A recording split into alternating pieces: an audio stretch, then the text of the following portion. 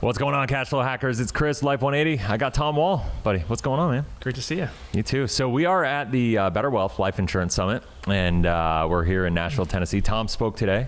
I speak tomorrow, but we have a little time here and thought it would be valuable to just kind of sit down, have a conversation. It's been a while since we've done a video, unfortunately. We need to do this more often. But so we were just having a conversation and thought it would be valuable to talk about something that's been coming up a lot for me lately, and Tom is better than anybody I know in the industry when it comes to just breaking this stuff down and making it really simple. And that is, the fact, let me give a little backstory. So I was on TikTok and I started talking to all these Primerica agents, right? Like, they're buy term invested difference, and they're always talking about why their methodology is superior, why buy term and invested difference is superior to utilizing whole life insurance. Even though they believe in a lot of the similar concepts and needing an emergency fund and financial structure and all these different things, but their mindset is the opportunity cost of not being able to invest your money and having it trapped in a whole life insurance policy makes it negligible, or the opportunity cost for them is too high when it comes to, obviously, you put your money in a whole life and it's not earning the 8% or 12%, whatever the crazy people think that you're going to be able to earn. Yeah.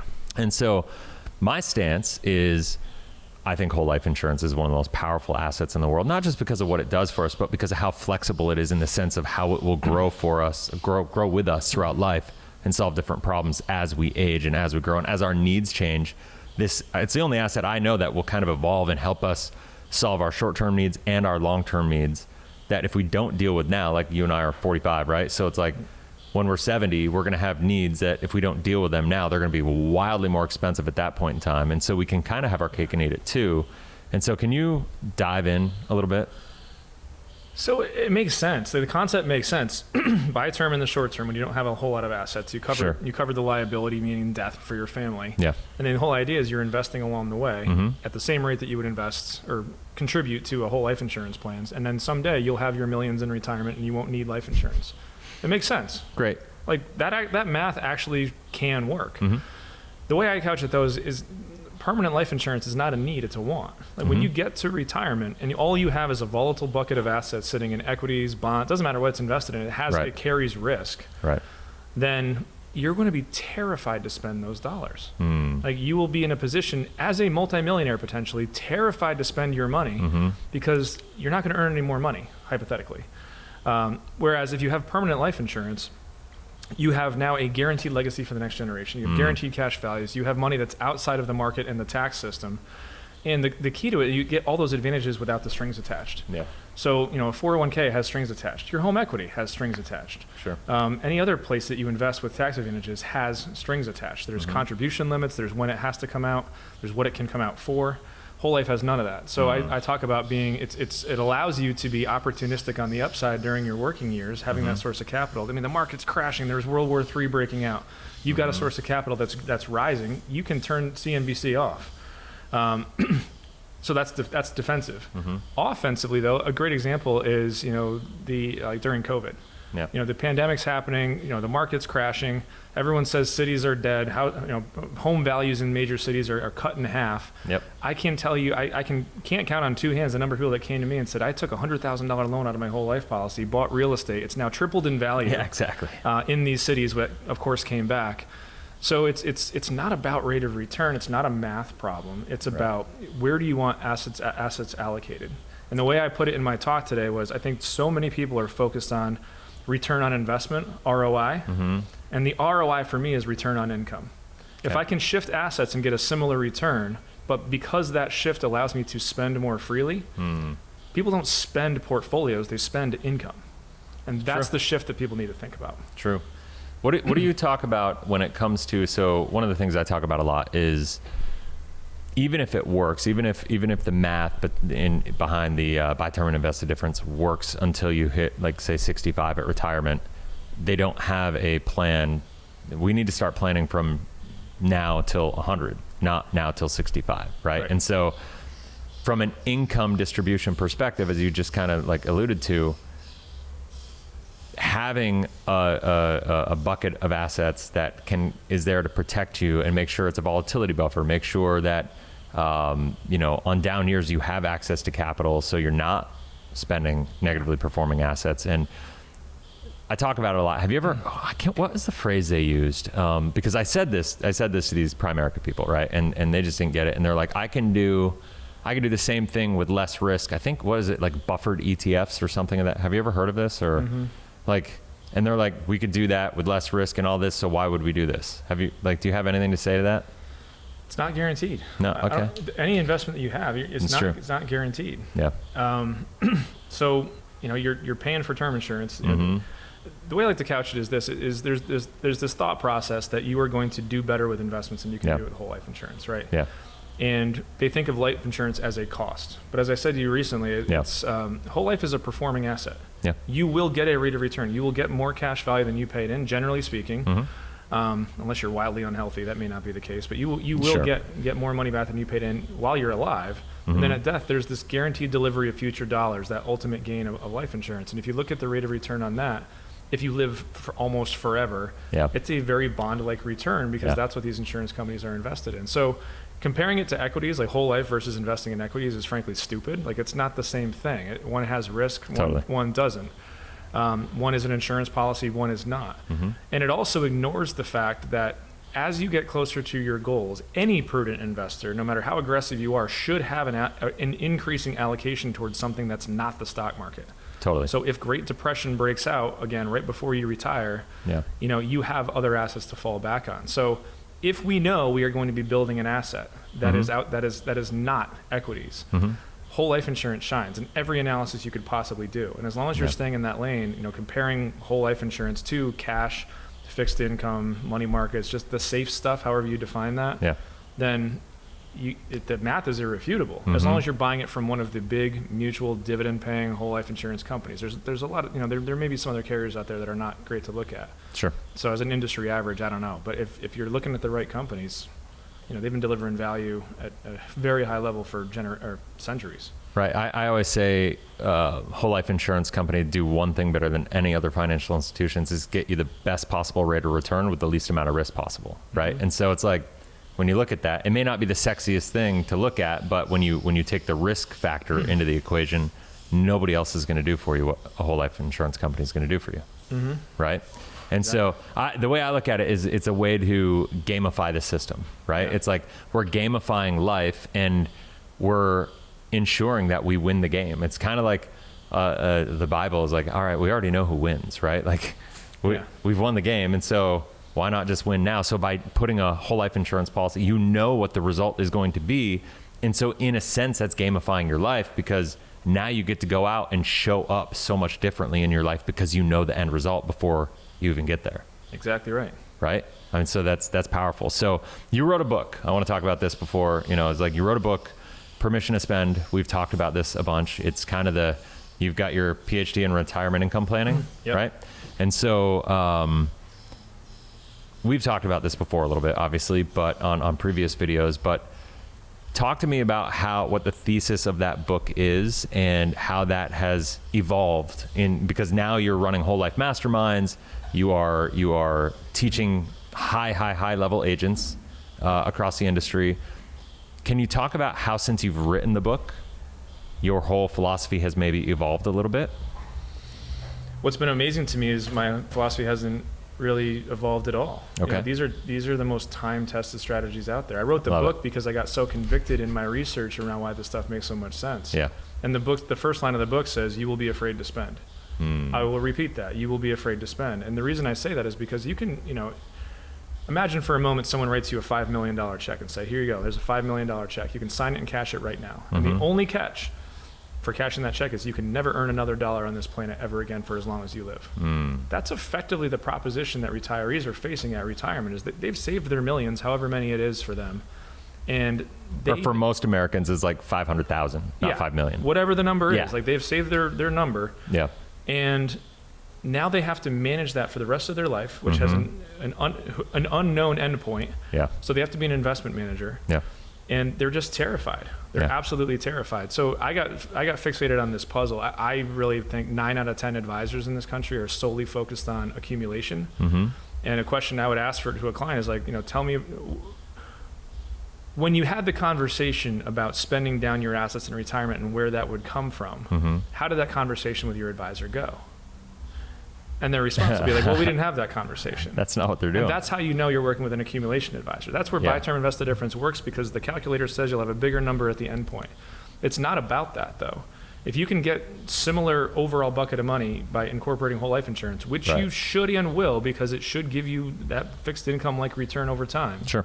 It's simply a different allocation. But because of the guarantees and because of the PEG death benefit and because of potential long-term care benefits, all of those in your portfolio, you are going to be far more free to spend and enjoy everything else, maybe annuitize. And by the way, rates on annuities and guaranteed income, basically turning your investments into a pension, it's about double what you would prudently take out of just a bucket of assets on day one in retirement. And that's the puzzle. The puzzle is not insurance versus investments to get clients wealthier one way or another. It's how do we give them freedom to spend and enjoy that which they've worked 40 years to accumulate. Yeah.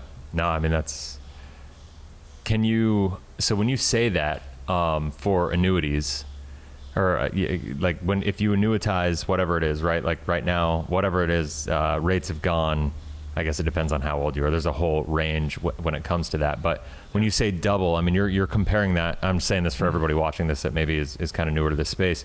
Comparing it to the 4% rule, right? And if you think of the 4% rule, basically says if you have a volatile bucket of assets, call it $1 million, you can start taking $40,000 per year, increase it by actual inflation, and it should last at least 30 years based on historical probabilities. That assumes that the next 100 years are the same as the last 100 years. I don't believe that, but regardless. Totally. But that's kind of the math on it. Is like that's a conservative withdrawal rate. Some people say 3%, 3.5%, whatever it is. If a 65-year-old male today could turn $1 million into $75,000 of income, he can't outlive from the highest paying carrier. It's quite literally double what you would get from that safe withdrawal rate, but it's actually safe. It's guaranteed for as long as you live. So why doesn't everyone do that? There's two good reasons. Why doesn't everyone do that? It's called the annuity puzzle from the academics. And one is this perceived loss of liquidity. Right. Okay. I'm gonna giving my money to an insurance company who's gonna give it back to me forever. But now I don't have access to that $1 million. Well, guess what? If you have $1 million retirement account and you then invade principal, you've now jeopardized the rest of your existence on this planet. Totally. The whole plan is shot. So it's perceived liquidity. But the second more important one is if you live a while, which just about everybody will, then there's no legacy left, right? That annuity continues to pay as long as you live, but there's nothing left for the next generation. So what if there was an asset you could have in your portfolio that guaranteed your kids are going to get however many millions you want to leave them? You have a bucket of money that you can tap into that's outside of the market, outside of the tax system, fully accessible at any given time, opportunistically or defensively, so that you can then, with that rest of your dollars, spend, invest more aggressively, annuitize, turn into a pension, because you know that you have those goals covered. That's the mindset. And I think very few people are unsophisticated advisors in the accumulation phase. They just frankly don't understand it. It's not that they're giving bad advice on purpose. They just they just don't understand that back end of the planning. It's all a calculator to get to some higher number. And money isn't math. Money is a lot about emotion. It's so much emotion. And how you're feeling at the time. Right. And I always say, like, life doesn't exist on a spreadsheet, right? It's like the buy term invest the difference idea may work on a spreadsheet, may look sexier on the spreadsheet, but life doesn't exist there. And one of the things that you, we talked about this, I think, on our last video. I think it is worth bringing up again, and for people who are just maybe seeing this for the first time. Now I've been saying this, and I know you've been saying it. I want you to, touch on it. Is why is now the best time in, generations to buy whole life insurance? Why it's so good is the last time it was this good was the 1940s. So I did a lot of historical research on interest rates and how that flows through to the dividend and how these policies are constructed economically. And when I say that, it's really not. It's the best time in over 80 years to own it relative to what else you can do with your safe stuff. Again, cash, money markets, bonds, things like that. And the reason I say that is because we're coming off the biggest bull market in bonds ever. And bonds are math. It's not like we can we can collectively vote up the shares of Tesla and believe they're going to take over the world. Like that's just market pricing, us agreeing it costs that much. It's like art, that kind of thing. Bonds are math. It's like, what is the duration of the bond and what is the interest rate? So with a calculator, you can figure out the value. So why I say that is, we're coming off of a historically low interest rate environment. which is at the tail end of the biggest bull market in bonds we've ever seen, because rates basically fell for 40 years straight from 81 to 21. Yep. Which produced outsized returns in bonds. It was the perfect diversifier for equities. Totally. Frankly, that was during the period of time that the entire financial planning industry as we know it was born. Was created. Asset allocation models, 100%. target date funds, all the things that we talk about, that was born during this period of time when bonds could do no wrong. Yep. But in my research, in the prior 40 years, as interest rates were rising, do you know bonds lost value 1 out of 3 years? Seriously? It was more volatile than the I did not know that. It was more volatile than the historical stock market. So if rates are low if the rates hover around here for the next 30 years, whole life insurance policies should do better because these insurance companies are investing in longer durations than an individual typically can. Therefore grabbing more yield, which will eventually flow through the dividend. But in a rising interest rate environment, not only are bonds going to suffer from a rate of return standpoint, but there's going to be a lot of volatility. Losing money every few years, and people aren't used to that. They think of bonds as the safe stuff. Yeah. So a lot of people think that I'm a bond hater. I think everyone should just about everyone should own bonds. It's a diversifier. Sure. It's an asset class just like any other. Our job is not to pick asset classes. Totally. But if we need to have safe stuff in the portfolio, wouldn't you want it in something that must go up in value every single year? The only question is how fast. And that question is simply the rate of the dividend that will be paid from companies that have been paying dividends since Civil War times. Totally. Who are the strongest financial institutions in the country. It just doesn't make sense to me to think otherwise, now that I know what I know, but I know most people haven't done that work. So can you explain a little deeper why to everybody, like when you put your money in a whole life contract and basically how the insurance company uses that and how you're effectively buying a bond, because that's what the insurance companies are investing in? Yeah, I'm careful with my language because you're not really buying a bond. You're buying an insurance policy. Yeah, of course. Yeah. If you understand the general investment account, the number one holding in all of the major mutuals is bonds. And it's not like government treasuries. It's long-term AAA rated corporate bonds from hundreds and hundreds of the biggest, safest corporations around the globe. Highly diversified.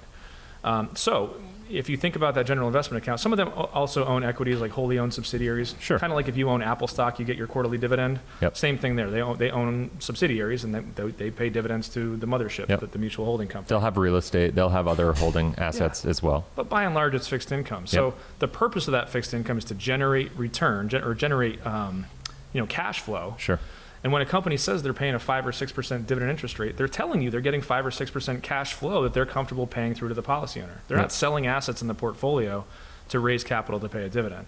They're just passing through effectively what they're earning. So that's when we make statements like you're going to get bond-like returns. I'm not saying you're going to get exactly the same thing, but if those economics stay the same and those corporate structures stay the same, that will eventually flow through to you. These mutual companies operate for the benefit of their policy owners. There's no shareholders pulling profits off the top. For sure. And at the end of the day, because, I mean, what percentage would you say the average mutual insurance company has from a percentage perspective as a percentage of the total general fund in AAA rated bonds? Depends on the company. Anywhere from just over half for some companies all the way to almost 100% for others. So, there are some companies that have some pretty big subsidiaries, which becomes a big piece of the pie. But there's other carriers that are just almost pure fixed income. Really? Which is fine. It's very safe conservative. So I always say, if you can get bond-like returns over time, and to be clear, I'm not talking about 10 years. I mean, we're talking about 20, 30-year durations. 30 years, yeah. Which is the planning horizon that people should be talking about. Over long periods of time, generations, if you're going to get bond-like returns, but the insurance company, through the whole life insurance contract, and only whole life, not VUL, not IUL, none of these other universal life contracts, actually guarantees that your cash values must rise, they've effectively given you a better risk-adjusted return on that asset.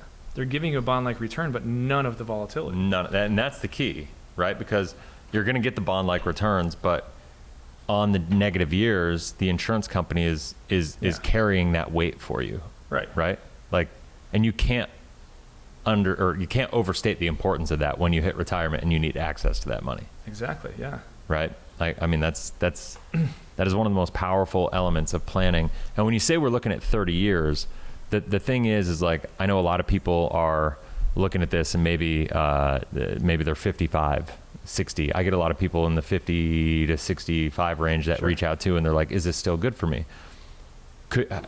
What is your take on, a 55 to 65-year-old who's like, all right, and let's assume they're well saved and, in a decent financial position, but now they're curious or interested in how to integrate whole life insurance as part of this strategy for them. Yeah. What's your talk to, generically, not obviously, this is not specific advice, it's just kind of philosophically. A couple ways to think about it philosophically is to that client, congratulations, you've done well, you've got your portfolio, you've got your savings, you've got your emergency fund.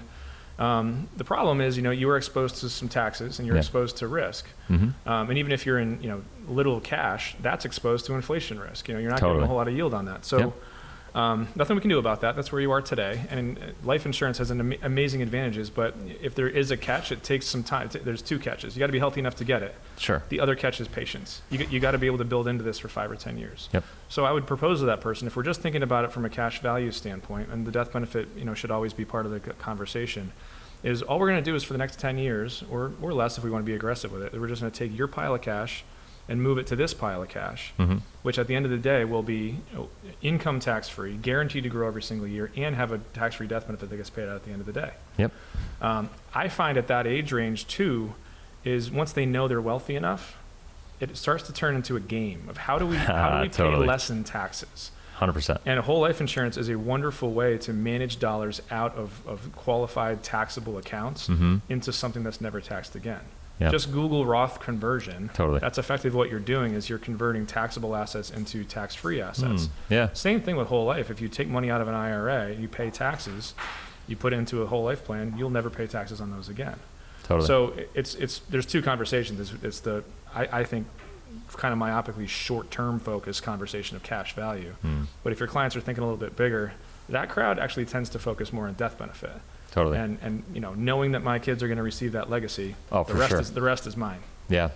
All right, last question for you as we go here. So one of the things that I hear on social media a lot from the buy term and invest the difference people is like, all right, it's almost like they say that whole life, they've conceded, right? Because you tell them all this, I tell them all this stuff, and I was doing this on a live, and I got them to the place where like, oh my gosh, that's so good, you're right, and that works for the wealthy people. But I'm dealing with the lower, like younger, less affluent people. Whole life doesn't work for them.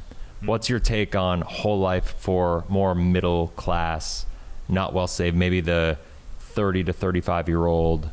And by the way, for the record, before I have them answer this, I'm a huge fan of term insurance in these situations, but I also love whole life as a savings vehicle. But what's your take on what would be your response to somebody that says whole life just doesn't ever work for somebody who's 30 years old, middle class, making 60 grand a year, whatever?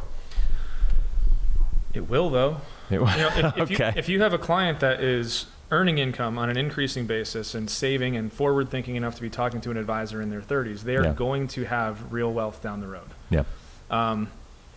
First and foremost, they should buy enough coverage to make sure their family's taken care 100%. of. And it's not $500,000. It's millions. Probably 2 million, 3 million for. I don't know many people that need less than $1 million these days. I mean, it's real numbers. Totally. Yeah. So get that first. Yeah. But I always say get it from one of those big mutual whole life carriers, dividend paying carriers, even if the term insurance is a little bit more expensive. Totally. Because someday will come down the road when you get promoted from that $60,000 job to the $120,000 job. Yep. And now there's an opportunity to convert into something that can last a lifetime. And you only can do that with a handful of companies in a really good, meaningful way. Most carriers have some conversion option, but frankly, it's not anything I'd ever want. Yeah, totally. You want it from one of those big carriers, and that's why they put you through the ringer a little bit up front. Yep. But there's always value in that. So that's my response. There's never a level of wealth or age where it doesn't make sense. Getting enough coverage first is first and foremost, because if you've got a young family without a lot of money and you got kids, For sure. First and foremost. But there will come a day. People don't see it yet, but there will come a day when you're going to want to diversify those assets and you're going to want to move into a little bit bigger picture thinking. Totally. And that's where whole life fits. So whether you can afford it today or not, doesn't matter. But it's a blend, just to be clear. Like, to me, most clients that we have come through, we're doing 2 policies on every client. A blended whole life policy and then a term policy to make sure that their insurability is maxed out. Yeah, it's not either or. It's right. You can have both, for sure. Right.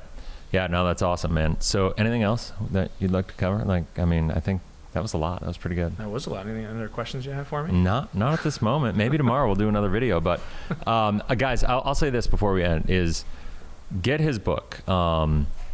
And I think a lot of this is covered in your book, right? It goes pretty deep, and it's one of the most impactful books if you're curious about how to utilize life insurance as an asset, because like you said, it's an asset, right? And just if you really want to understand the depths of whole life insurance as an asset, his book Permission to Spend is one of the best books that will really, really break it down succinctly for you. And so I'll put the link in the description below for you to go check it. Do you have a website, or is it on Amazon, or where's the best place to buy it? It's on Amazon or permissiontospend.com. And on permissiontospend.com, you can order in bulk, which is really who I wrote it for. It's written for a client. Okay. And my goal in writing it was so that advisors would give it to their clients, because I think there's so little positive third-party material out there from someone relatively objective about this stuff. For sure. So it's very research-driven. A lot of that research is in the book, but high enough level where a client can get through it. Okay.